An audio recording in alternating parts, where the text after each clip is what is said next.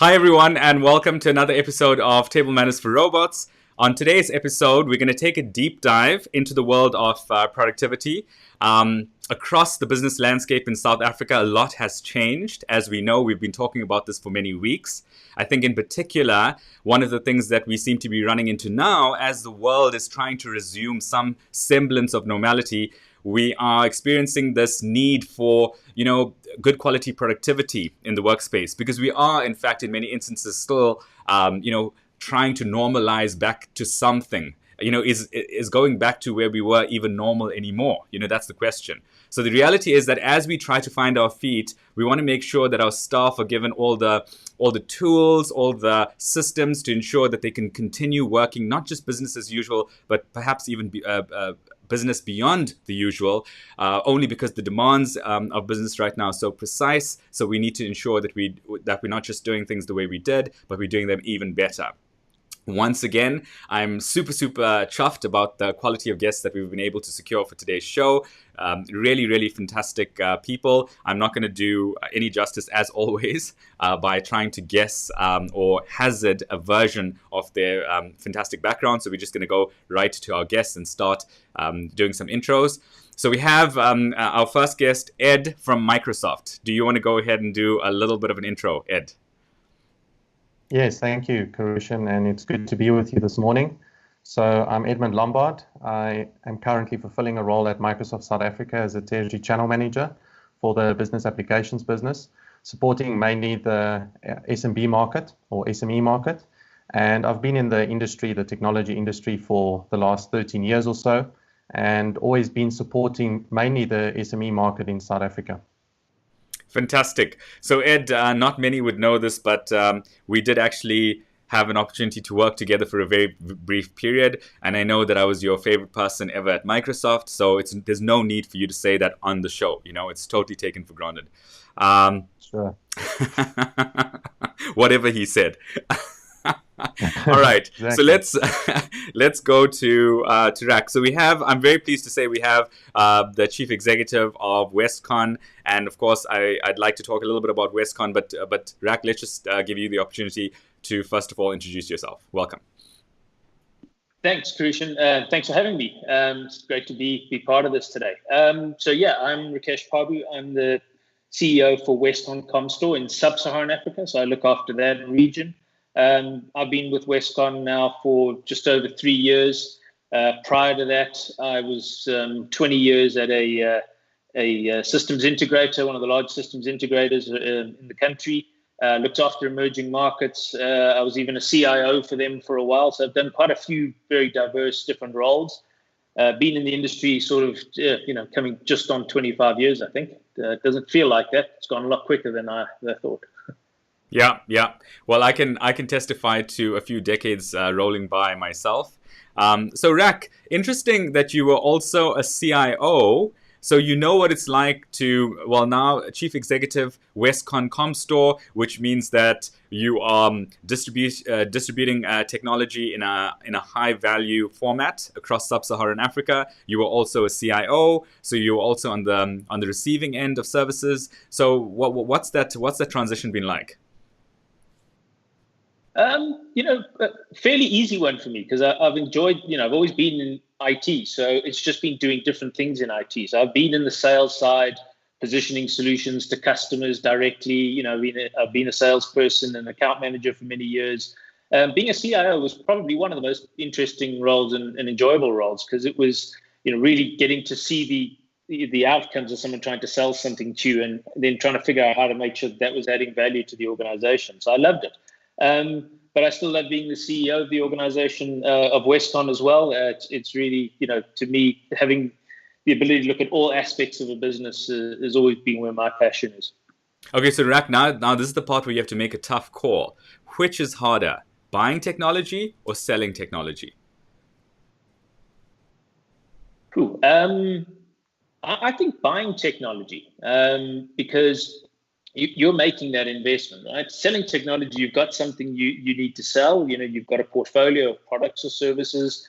But if you're buying technology, you've got to make sure that it really works, that it adds the value, and generally technology investments are not small ones. They're usually fairly big, and they've got to add some value to the organization or business of any size. So I think that's possibly the bigger challenge in my view, is to make sure you really get the value, that's not just on the presentation slide at the beginning. Right. You're able to extract it. So it's really that buying technology point is really where the rubber hits the road. It's not just that, for lack of a better term, the vaporware that shows up on those wonderful PowerPoint slides early on in the engagement.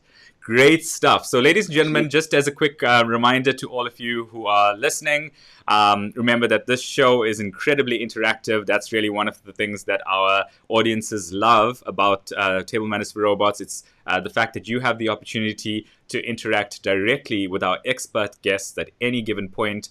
Please share your thoughts and comments in the Q&A box. I will only be responding to the Q&A box, not the chat box. So if you would like to have your question heard and responded to, please feel free to drop in your comment or question into the Q&A box. All right, so let's get straight into the discussion here. So Rak, I'm very curious to get your view on, or your take on the situation in South Africa right now. What are your thoughts? Christian, I'll steer away from politics and I suppose just the negative news. But I think let's be honest, our economy's been in a bit of a challenging situation for some time now, and COVID has really exacerbated that problem. You don't have to look too far to see the statistics, and the contraction in the economy, the unemployment rates. So it's a tough time out there. I think it is, and I think it's going to be tougher for some time to come. Talking to customers of ours, everyone's experiencing the same thing, and some industries have really been hit extremely hard, to the point of almost being, closed down completely. That said, I think, there's always a silver lining. There's a lot of innovation that's happening out there. There's, not every business and industry is impacted in the same way, and some have actually seen growth.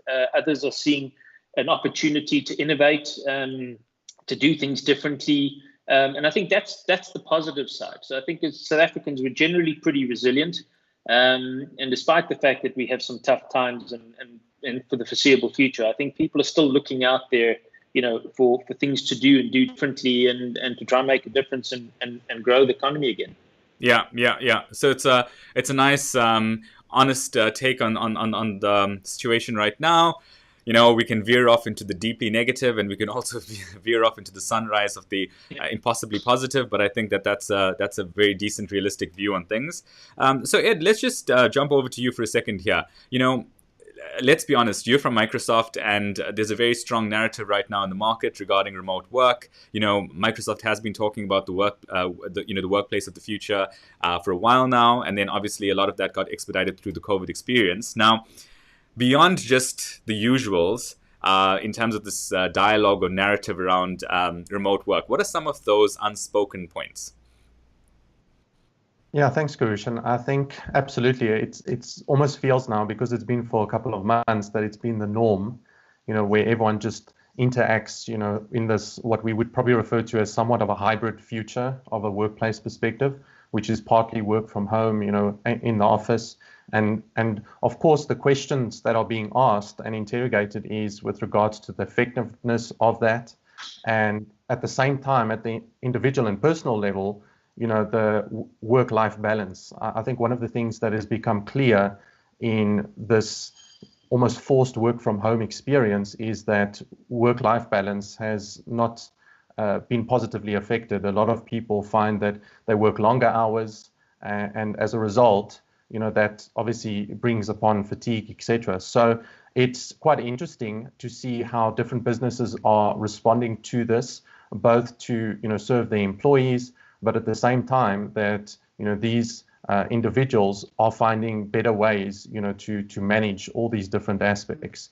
I think we've all gone through a journey from one extreme to the next. I remember the first week that I was working from home, I literally had to move to my vehicle and work from there to avoid the family noise that was happening. So I think we've all adapted to an extent, but I think what what's going to happen going forward is really going to shape the effectiveness, right, of employees and how businesses can take advantage of really working remotely with the employees, but at the same time, improving, I guess, business and, how we go to market.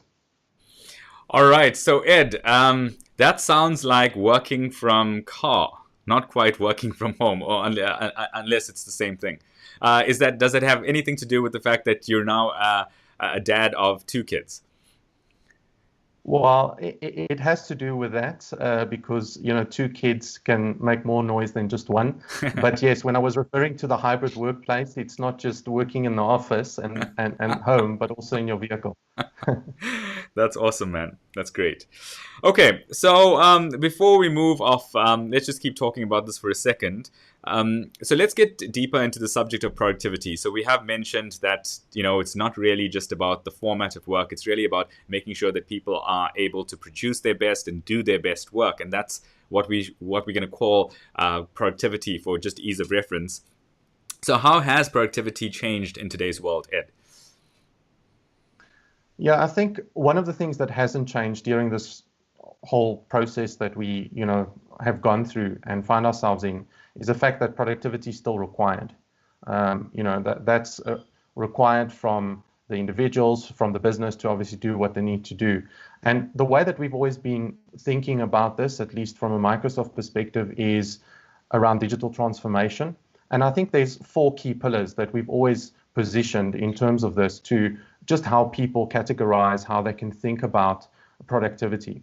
And the first is, of course, how do you empower employees? How do you make sure that the people that work for you, that you can get, of course, the most out of them, but at the same time empower them with the necessary tools. And that moves on to the processes. So that's, basically moving to operations, and how do I make sure that I can connect these people to processes and make sure that I get the best from a productivity standpoint on that. And then, of course, any business, whether services or product orientated, needs to think about that business model. And, we can probably talk about that a bit more. But of course, if we think about that service offering, that business model that's been built around that, how do we transform that to, again, to your point, Kurushan, speak to that productivity aspect. So those are really just a couple of things for people to hang their thoughts around when they think through these items.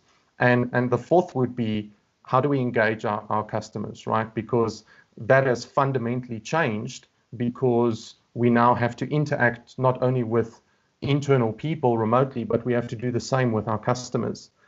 And usually, if it's a service, of course, it could be affected by it. If it's a product, it's affected by it. The delivery mechanism, the supply chain looks different.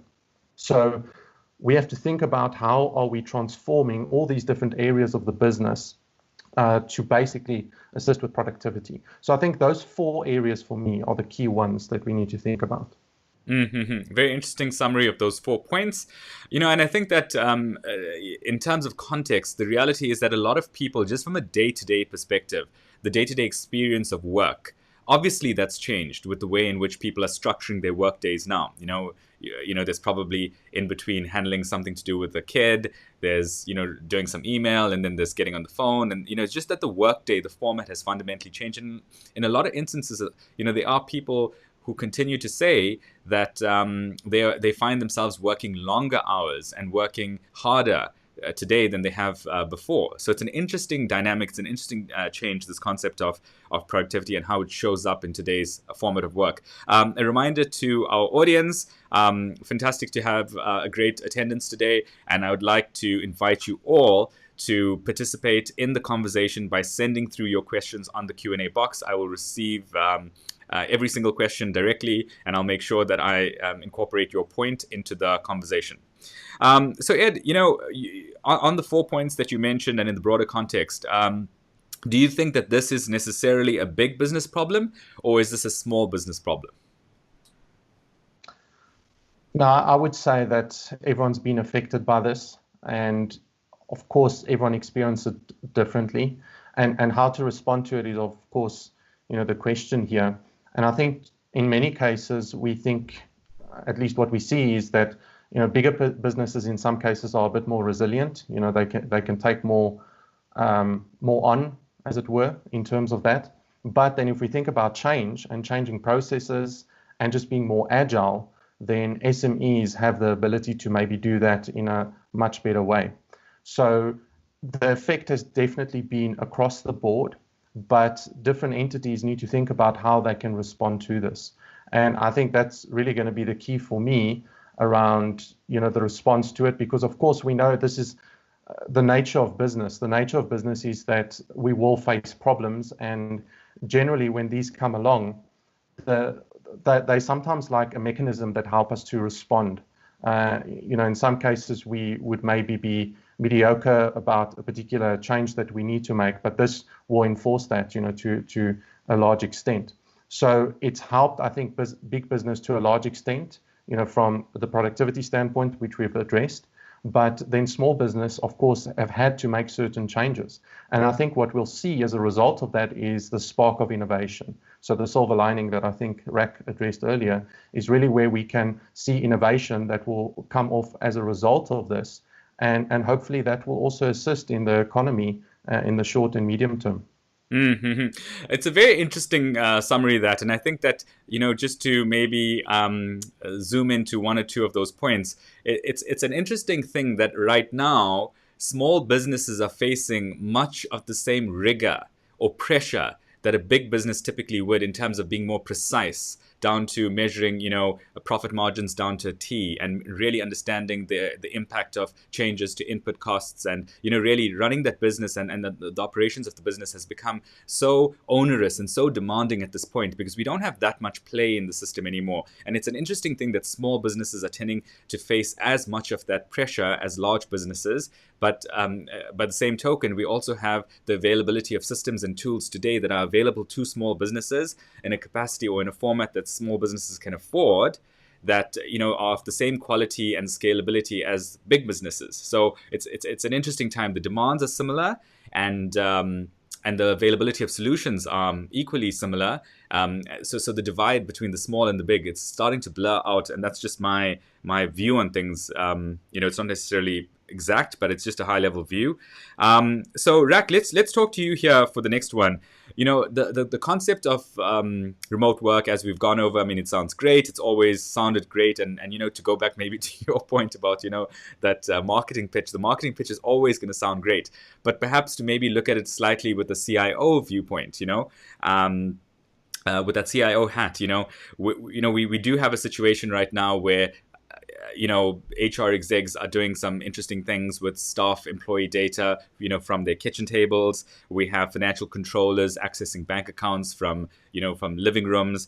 What are the challenges in this environment, and what are the opportunities? So thanks, Christian. And I think the reality is that it's not new, but what all this remote working and COVID has just sort of compounded the challenge, okay? Because, most of us have probably had laptops and have been working from home in the evening. So we might have been in the office all day, but there's still something you've got to do in the evening. And that would have involved sensitive data, but you'd have been doing it from your house. The only difference now is that everybody's doing it from the house all day long, or wherever they are sitting remotely. So that I don't think the challenge has really changed. I think it's just compounded in that, security has become even more of a forefront, but particularly end user security, in a company's environment. Are they, we saw it, the requirements for VPN solutions absolutely skyrocketed in February and March when COVID started happening, and the lockdown started happening around the world. And we saw that in the industry where there was a huge focus on end user security. That and headsets, and laptops were kind of the major things that almost exploded because people needed to be able to work remotely. So the challenge is there. The opportunity is that it's making sure that people and organizations look at security holistically. I think not just how secure is the office environment and all of the access control, and how do we make sure that all the data is kept well secured in the office. When there isn't an office environment, that's something that changes that. And I think the opportunity there for a lot of organizations now is to make sure they can help and consult to end customers around how to properly look at some of those solutions. And maybe touching on the point that you and Ed were discussing around big or small businesses, I suppose the same problem exists no matter on the size of the business. And as you mentioned, Christian, the solutions are available now almost to all types of organizations. So the one thing I also think that COVID's done is it's also been it's a leveler. It's allowing small businesses to compete against large businesses because everybody's kind of in the same boat. And it really is about the tools and the platforms that people have available to them that's really then allows them to be able to compete on the same playing field. Mm-hmm. Very interesting.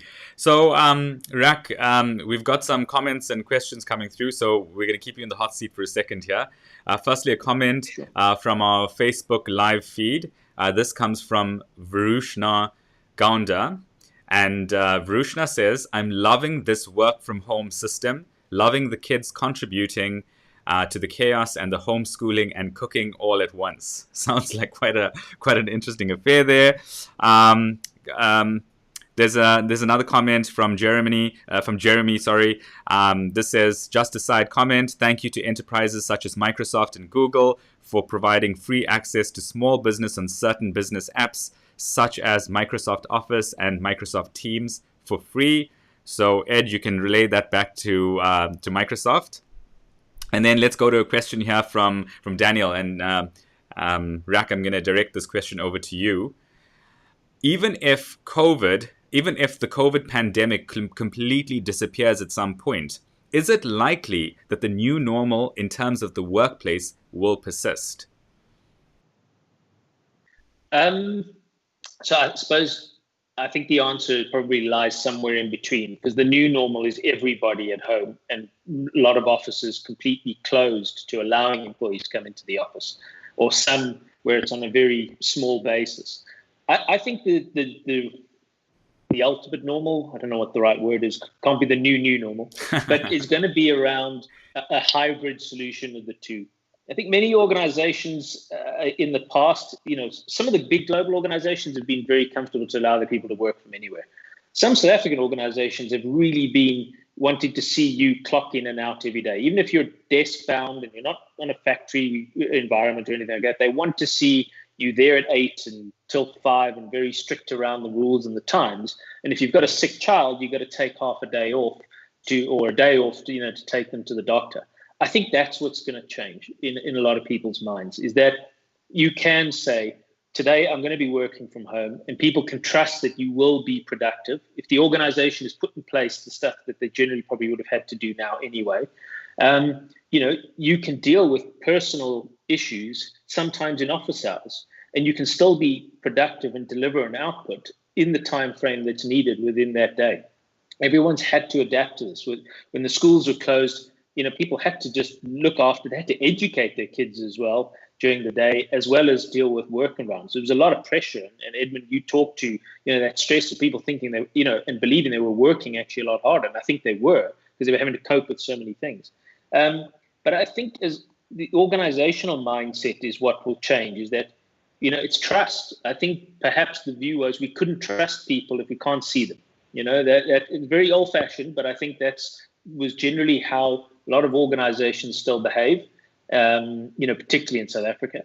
And I think that's changed. I think we believe we can trust people to deliver, and therefore there'll be much more flexibility around personal things that need to be done sometimes in a work day or working hours. All right. That answers the question. Yeah, that's good. That's good. I think it's, it's an interesting one to start speculating on. And I think what you've shared is an incredibly valid perspective. So for the folks who are listening, feel free to submit your questions, your comments. It's great to see comments and questions coming from across all of our platforms. So whether you're listening on YouTube, on Periscope, on Facebook, perhaps even within the webinar itself, feel free to submit your questions or your comments. If you do it on social, you just have to post the comment or the question. If you're on the webinar, just go to the Q&A box and type in your question, and I will take up your question directly. Okay, fantastic. Now, I'm very keen to get into this next question because I'm all about seeing opportunity and creating opportunity for people, no matter their current profession. The concept of a side hustle became very big during this entire COVID pandemic period. A lot of people had to start taking a side hustle and make it the main hustle. This has been the nature of what's happened over the last few months. It's given us a very different viewpoint of work in general, how we make money, how we earn an income, what do we rely on. This COVID period has been a big game changer. So let's talk to Ed for a second here, and let's dive deep on the subject of opportunities. What are the opportunities for resellers and customers, Ed? Sure, yeah, and I just want to touch on that point, Karushan, around learning new skills. I think that was the reality for many of us. And I think, that speaks to the innovation that I alluded to earlier. And I think for me, if I had to put myself in the customer's shoes, I would think about this scenario as how can I innovate, right? I like the quote of our CEO who has said that every company is a technology company. And I would like to think that every customer thinks of themselves as that, as not how they can just utilize technology, as a means to an end, but rather to build their businesses on technology, to take advantage of the platforms that are available to them, to then meet these demands that they need to meet in this new world, or the new world, as we say. And then I think, if we just think about the context of resellers, as you've said, as someone who is reselling technology, or thinking about, maybe a better term would be a partner of technology, this is really an opportunity for them, on that point that we just made around how do we learn new things, to really take advantage of building new business models, to really turn to new solutions that they could potentially provide to the market. Because the reality is the market is changing to a large extent, and so the requirements have changed. And I think there is a large opportunity now for resellers to really become industry and technology specialists in these various fields, and then to take advantage of that skill that they build within the organization, build a business model around that, and obviously go to market to meet these customer demands. So I would say the opportunities are definitely there. I think Rack made the point earlier that South Africans are resilient. I believe that. And I think, we can look at the context that's in front of us and say, well, surely we can uncover these opportunities. And then from a partner perspective, really come alongside these customers that really need technology to move them forward, and assist them in the best way that we can. Very interesting. And I love the fact that you brought in the quote there by Satya about, every company is a technology company. And I mean, even if you rewind back to the days of Steve Ballmer back in the day, there was also the concept of, developers. I'm not sure whether everyone remembers that video. It's an old video now, but you can still find it on YouTube. Very much that was the message that was punted, into the future, we're going to have that strong technology competence. And I think just to make it practical for the purposes of today's conversation, I think the one point I personally want to stress, as someone who also has emerged, I've come from the Microsoft world. I'm still very much part of the Microsoft ecosystem. And I can tell you that for me, the most tangible thing that's available to us today is the fact that there's all these programs that allow us to become involved in either the sale or the delivery of software in some way. And because there's so much support now with this whole cloud format of computing, there's so much support, there's so much help, there's very little burden that's left for the reseller to undertake entirely on his own. So if you do have any kind of idea or thought about expanding your practice, no matter what your business might be, you could be a design agency, and you might want to incorporate some level of technology service to your client, and you might decide to bring to bear some format or some platform of technology that you want to take to your client base. And if you are in that kind of business, service-oriented business, and if you want to expand your portfolio of solutions, what a great time it is today to start incorporating as many technology-based services as possible into your product offering, because it's become so easy to deliver, because theoretically you're not actually delivering anything. The value that you're bringing is you connecting the dots between the main technology vendor and the end customer from a relationship point of view. All right, so let's go to Rak here for a second.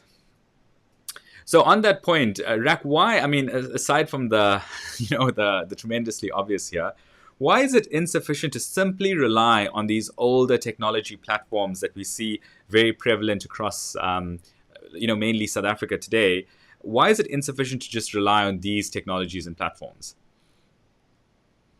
Well, I think, probably one of the best examples is probably email, right? It's an old technology, right? We still can't live without it. We're all sending emails every day, and that's how, we do a lot of work.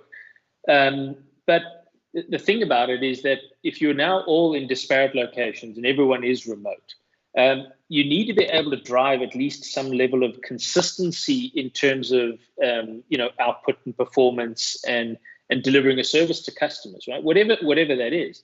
And so you can't just run everything on email where you send a message and believe your job is done and therefore hope that somebody's going to pick it up on the other side, know what you've said to them and action it. The reality is that you need things like workflow.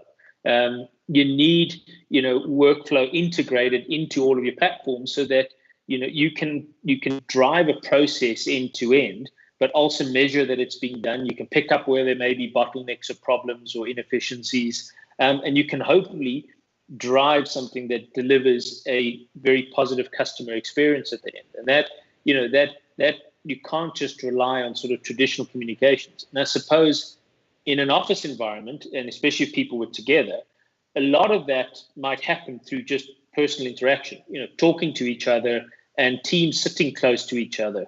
And I think what's happened now is, no one person can own a process from end to end.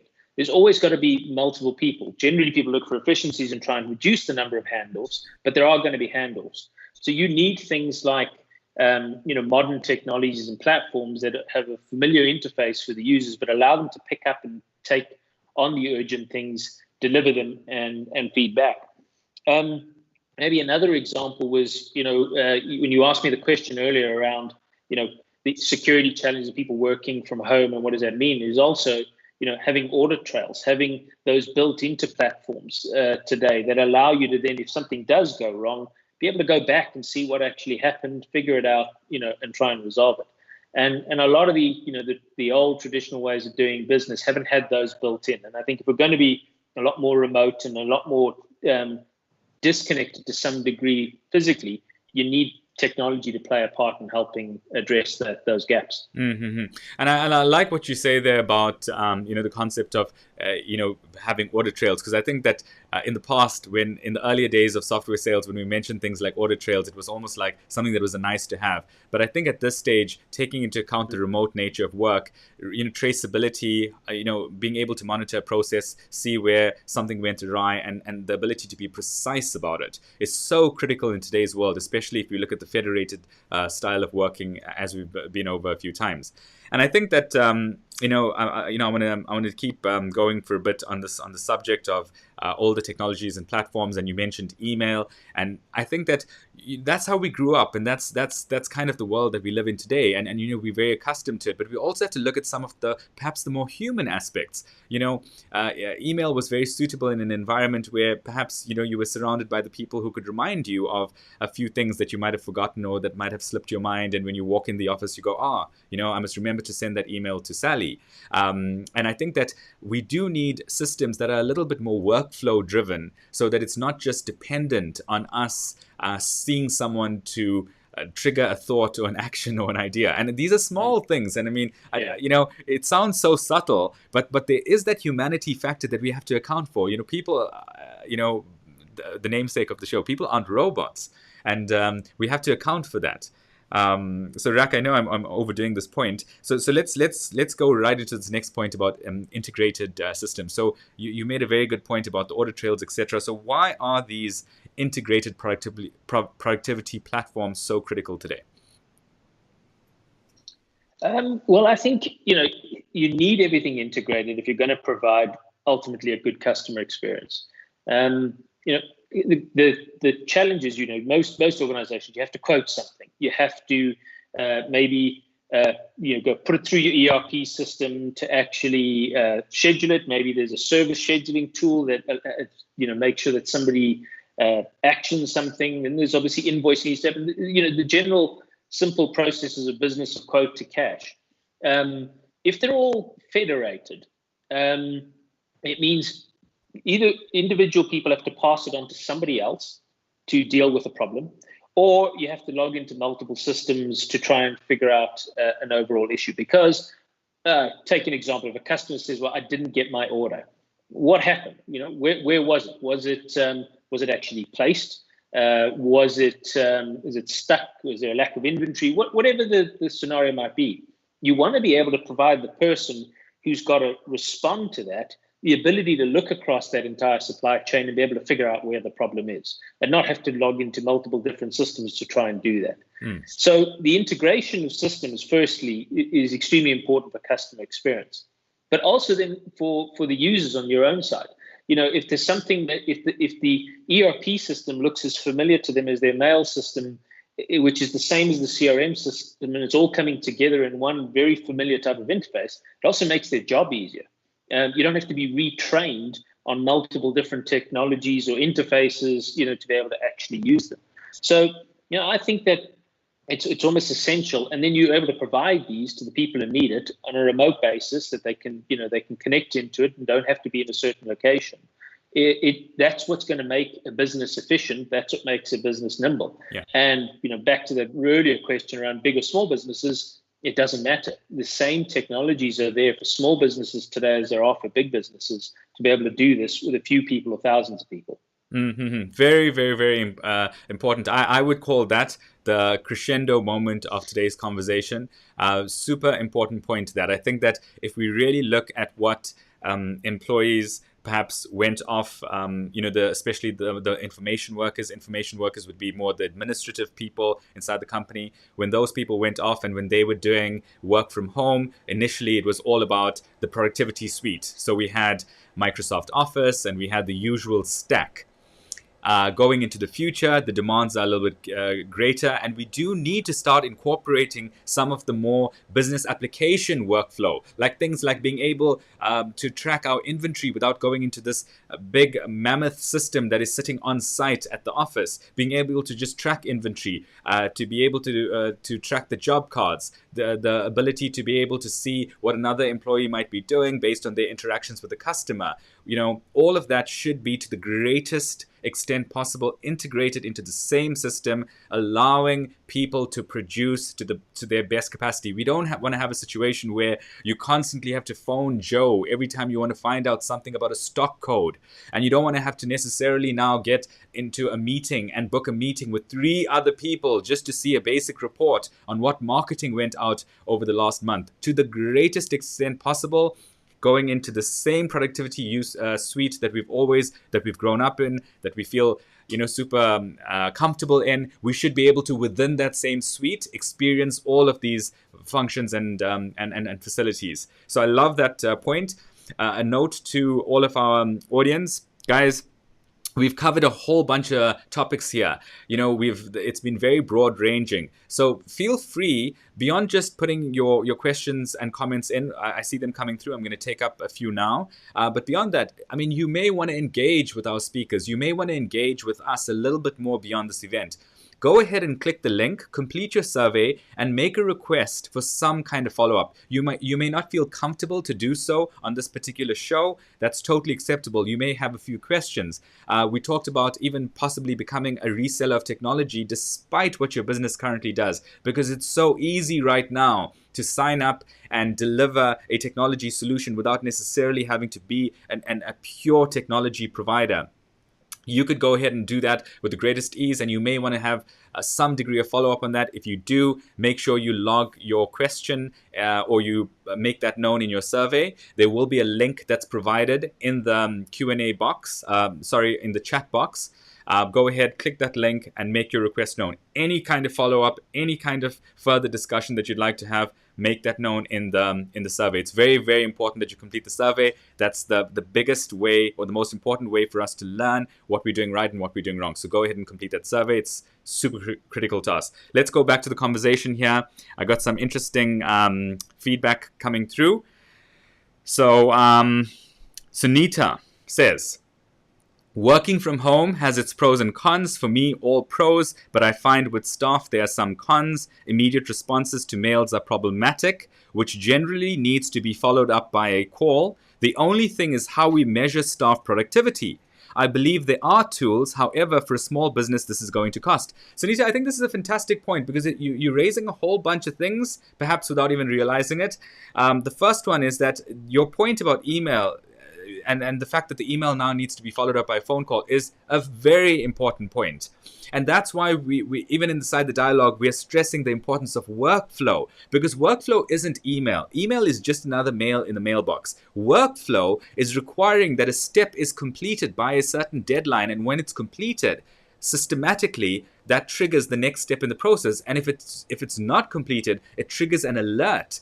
And I think that we need to start thinking along the lines of more workflow and less email/phone call, because that's the old way of work. All right. And in terms of the small business point, and this is going to cost, yeah, sure, it's going to cost, because anything that's going to be of value add, that's going to make you money, should cost you some money. It's just the nature of the beast. But the key thing here is that, is it affordable? Is it a worthy investment in terms of what you spend versus what you make? And absolutely, the format of purchasing today from a cloud perspective is very affordable for small businesses, because you're paying these small incremental costs. We've moved away from this heavy capital in investment in technology. So it's these incremental costs. So as your business is making money and getting value from the technology, you are able to pay more and more and more over time, perhaps as your system and your needs grow. So I definitely think very, very important points.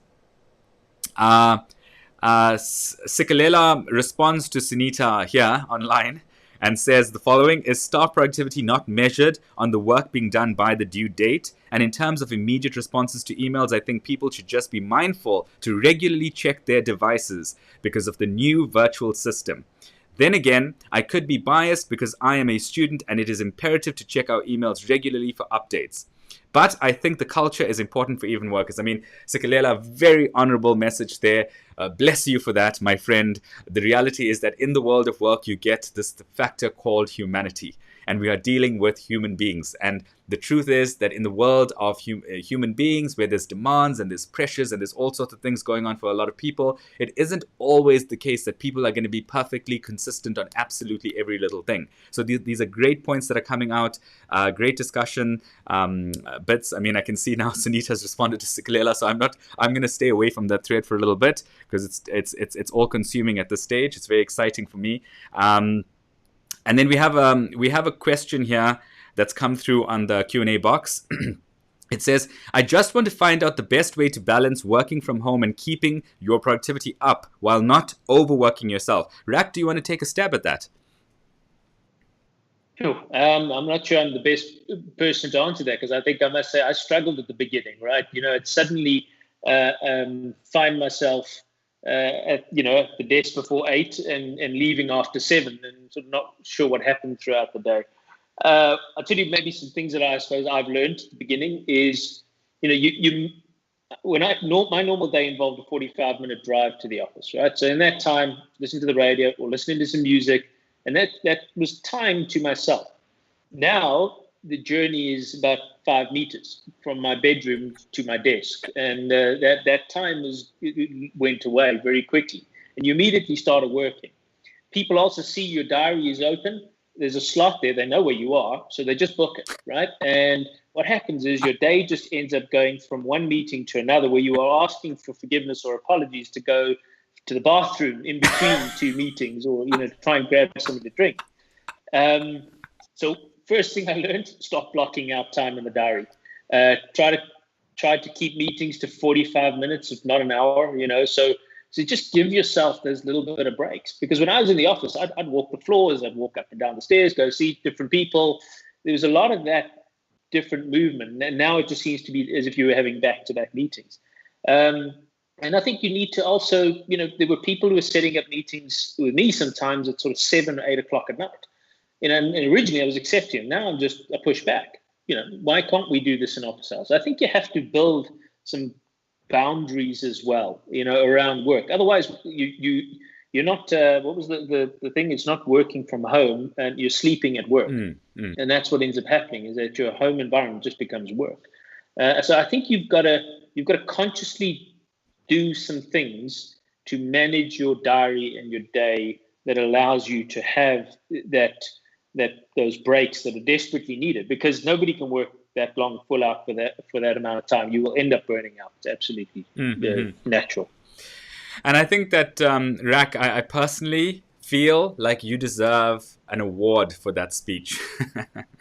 You deserve an award for that answer, because I bet there's a whole bunch of people, as you're speaking, they're just feeling relieved because they're like, oh my goodness, he's speaking truth. He comes speaking the word, like give this man a belt. Because even as you were speaking, I mean, inside the office here, we were having a bit of a laugh because it's like so true. Even having to ask for permission to go to the restroom, that's become a thing, and I think that, I really enjoy that because it's so true. And these are some of the human concepts or aspects, and I think we're all learning to deal with them. And we don't speak about this enough because that answer we definitely don't hear enough about online, in all of these webinars and all of that. So that's fantastic. So thanks for that, for really shedding light on some of the realities. Sure.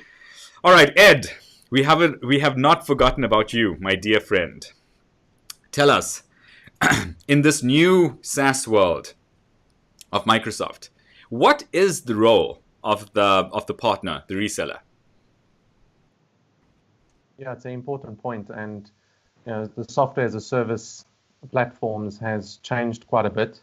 And I think maybe to answer the question, you first need to look at the value that it provides for the customer. Over the years, when you went to a customer and you told him about deploying possible technology, the customer is interested about getting to the value point as soon as possible. That they were never really interested in all the dependencies underneath the technology. They want to get the return on investment as quick as they possibly want, as they needed to. And so I think software as a service has allowed this. And I think the point has been well made that not only for large enterprises, but also for everyone now. And that's what's changed over the years. Now, from a reseller perspective, and again, I think the term is better suited as a partner, as I said earlier, because now it comes down to, well, I've built a business model around basically deploying all these dependencies that the technology was dependent upon. And that was my business model. So how do I now transform and move a business model where there might not be an opportunity for me to actually derive an income, from that old business model? And because it is so closely connected to the value point with software as a service now, that is really where partners can really speak to the value points inside of organizations. That's why earlier I made the point around that they need to have industry-specific expertise, because a partner is going to come to a customer and their value is going to be deploying best practices in an industry for particular technology as quick as possible. And I think the other thing then that comes to mind is user adoption, because a customer wants users within the organization to adopt this technology that they're paying for as quick as possible. And a partner is going to make that possible through that adoption process. And so we talk about user adoption, we talk about change management of how quickly we can transform organizations or different parts of the business to adopt this technology at the scale that the technology allows us to. And I think the other point that needs to be made around software as a service is that technology companies can now bring innovation in those products in a much more agile and quicker way. I mean, the amount of changes that's happening within these technology stacks is just impossible to keep up with. I mean, even for us that's in the sector, we just can't keep up with all the changes that are actually happening. And customers can basically take advantage of that on a software as a service platform. So there is more than enough work for partners to actually do now to help customers to realize that value in these stacks. A lot more work than what a project-orientated organization would normally just deploy technology and the customer would use it over a couple of years. There is so much more opportunities for resellers and partners today to take advantage of helping customers. And you're really going to become a trusted advisor to the customer because you're deploying new technology and you're helping that customer to get a return on the investment almost immediately. And the added benefit, of course, of software as a service is that the customer can move away from a CapEx model. They can literally move to an OpEx model, and so they'll see the return almost straight away. I think this is one of the fundamental things that Microsoft has changed with all the technology, whether we talk business applications or productivity suites. It's that everything has been made modular, and customers can really pick from a whole list of available products and deploy that systematically through these partners that have industry expertise. All right. Very good insight there. And I liked, obviously you gave us a lot of good data. The concept of realizing value for the customer in your answer, I really love that, because it got me to pause and think that's actually what a partner and reseller has to do now. I mean, if you really think about it, back in the day when we did full larger scale deployments, we would have to go and do a lot of setup work at the client. We'd have to go and physically, ensure that the infrastructure, the platform is in place. Now that's done because the infrastructure is sitting in the cloud, and all of the management associated with that is sitting in the cloud. So then, the biggest job right now for a reseller or a technology advisor or a partner, whatever you want to call it, is realizing value. It's like bringing value to bear for the customer. And then that could come down to, like you said, industry value. And there could also just be, just understanding the technology and what value sits in that technology and helping the client unlock that value is in itself a full-time job. I mean, I know we're talking about, all sorts of products and platforms here. But if you take any one of the cloud applications that's available right now for Microsoft, say, just even if you double click and zoom into just one application in one area, you've got a ton of functionality sitting underneath that, and available services and all sorts of things that can be connected into the infrastructure, and just understanding that and knowing how to bring value to the customer is a full-time job. It's no longer really about the build. It's no longer about the services. It's no longer about just the pure deployment. It's really about value realization. So I think that's a great term that you've coined there, knowingly or unknowingly. Ed, we got a comment here from Rollins. So let's just address this comment quickly, guys. Before I address the comment, quick note to our attendees: please ensure you click the link. Taryn has placed a link in the chat box of Zoom for the webinar to be, it's basically a webinar feedback link. If you could just hit the link that says webinar feedback, and then we'll go ahead and read every single answer that you submit. It's going to take you less than 30 seconds to complete a survey. And if you would like any kind of follow-up, how do you expand your portfolio? What kind of work can you do? What kind of platforms of technology exist out there? Any kind of follow-up conversations, just go ahead and click that link, and we'll make sure we respond to you.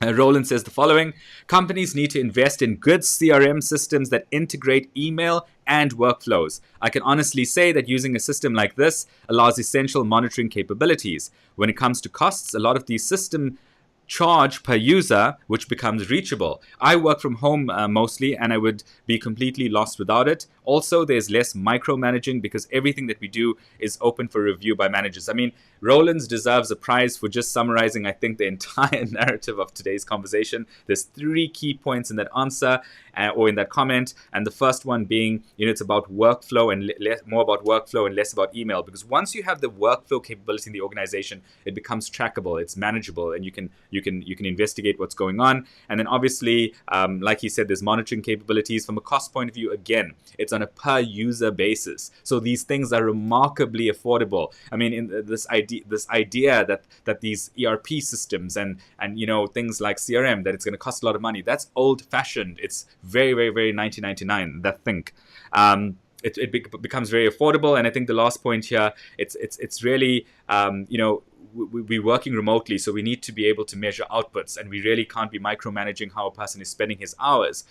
Is he in fact taking any smoke breaks? Is he in fact taking a bathroom break? Rather, we should be, we should have facilities and systems in place to be able to see what is being produced in an area, what are the outputs in an area, and that, of course, is all system driven. So fantastic comment there, Rollins. Let's go to Rack. We've got a couple of minutes more here, guys. Please make sure you complete your surveys before you leave. So Rack, give us some guidance here as someone who is sitting at the helm of, a very powerful distribution model in our country and continent. What should we be expecting from service providers, resellers, partners, technology, trusted advisors? What should we be expecting? Yeah, it's a great question, and Karushan, and I think it sort of leads on from what you were covering, just now around, what's the value, that ultimately, that the customer is going to expect. I think the biggest challenge is around the fact that service providers were probably used to just doing the deployments. The deployments took a long time. There was a lot of effort that was put into that. Now that's shifted. So what's the value that they add? Well, the value that they add, as you say, is helping that adoption, helping the customers be able to actually utilize the technology that they're going to invest in. So if you're expecting something from your service provider, I think you've got to expect that they have deep expertise in the particular areas, that they can really be a trusted advisor, help guide you, make sure that the components, as Ed talks about the fact that there's so many things you can bring together to build a solution these days. It's, how do you make sure you're getting the value out of it? How to pick the right things, how to advise a customer as to what's going to make a difference for their business and for their environment. So it's not just a cookie cutter, click, download, you've got an ERP system or you've got a CRM system. The download and getting that installed is the easy part. It's how do you make that workflow really work? Because that's going to be relative to a particular business and what they need to do, and it's going to differ by business. And it can be a competitive advantage as well. And so you need people who really understand that to be able to add value to your business. The install is no longer the value and what you should be expecting. It's, can somebody walk on a journey with you that really understands what you're trying to do as a business, and then they as a service provider are going to be able to help you a lot more. Yeah, very interesting. That very, very, very interesting. We got a question from someone on the Facebook feed, and it says, "Is work from home solely the employee's expense, or is there any obligation for the employer?" If I can take that, sorry, Ed, you might want to jump in on that as well. I think legally, I don't think there's any clear boundaries so far as I'm aware. Right? I think that generally the view is that as an organization, you will, you have to provide the right working environment in an office. But if somebody wants to work from home, then they need to be able to make sure that they have a productive home environment that allows them to work. And I think that's generally been the norm in the past. Some organizations subsidize home offices because they actually have proactively looked at it and that they don't want a bigger head office. They actually would like people to work from home. And so they will either, if that person's going to work from home majority of the time, they'll subsidize it. I think the obligation around work from home is more that from a company perspective is, can you provide the right levels of access to the systems? Do they have the right technologies to be able to access what they need to do? And it's less an obligation. It's just, if you want people to be productive, you kind of have to put that in place. If you don't, people can't work from home, then it's kind of pointless allowing them to do so. Ed, do you want to add to that? No, I think you've made the point well, Rack. I think, of course, I agree with everything that you've said. And, when we talk about obligation, we don't want employees starting to demand new homes from their businesses, right? If they're going to work from home. So I guess there's some accountability and there's some realistic things from expectation. And I think it comes down to the work that needs to be done. And so at the very least, I think, there needs to be good collaboration, with your organization in terms of just achieving the work that you need to do. And then, of course, in the context of our discussion, it's about having the right tools from a business perspective, operational perspective, to make sure that you can do the things that you need to do, and you're empowered. I mean, that was that first point that I brought up from a digital transformation perspective. Yeah, that's good, guys. That's super cool. All right, guys. So we almost on time. I'm going to try to squeeze in one more question here for Rack. Guys who are on the line, and by guys, I'm not referring to males alone. So attendees, please feel free to go ahead and click the link and ensure that you submit your feedback so that we have a handle on what you'd like to take next steps on. We're willing to help and follow up on just about any requests. So feel free to just pile those in there. Last question for you, Rack, before we wrap. What should customers expect? I'm giving you the wrong question here. Tell me, does it make sense to rate providers on price alone? I suppose the simple answer is definitely not. Look, every time I get a proposal, I turn to the back and I look at the price. Okay. But I look at the price often around affordability, not as a comparative. It's more, I need to know before we even go into a deep conversation, is this something I as an organization can afford to do and put in place. But you can't measure service providers on their price alone. You've got to look at the capability and the expertise, what you're trying to get delivered. It stands within reasons that everyone has to be competitive, but not cheap. Very often, what it's like, you often get what you pay for. So if you go with something cheap, you often get a very poor result. And you need to look at best of breed technologies, and those aren't the cheapest generally around. But they will give you good value to your business. Yeah. That's the way I always look at it. Yeah, I think that's great advice and very practical, very pragmatic, very real. And I think we all feel that the honesty in your answer, we all go to that final page. We all want to just see, is it within the realm of even having a conversation? So that's that, once again, you really are speaking a dose of truth there. And I think that it's really about being able to look beyond the number and also interrogate for return. And I think that when we measure price in relation to return, it becomes a very important conversation in the current context, because businesses are under stress. These are troubled times and difficult times. So we really need to be a lot more return-led than perhaps we have been in the past. On that note, guys, I want to say a very sincere thank you to our speakers, our expert guests. Thank you to you both. I'd also like to thank all of you as attendees.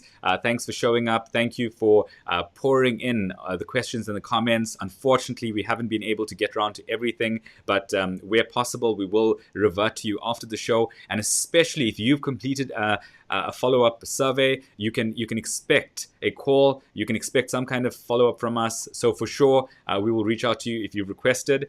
Thank you all for attending. Thank you all for making this an awesome show. I really enjoyed the contents. I really enjoyed the speakers. Thank you all, and that's a wrap for today.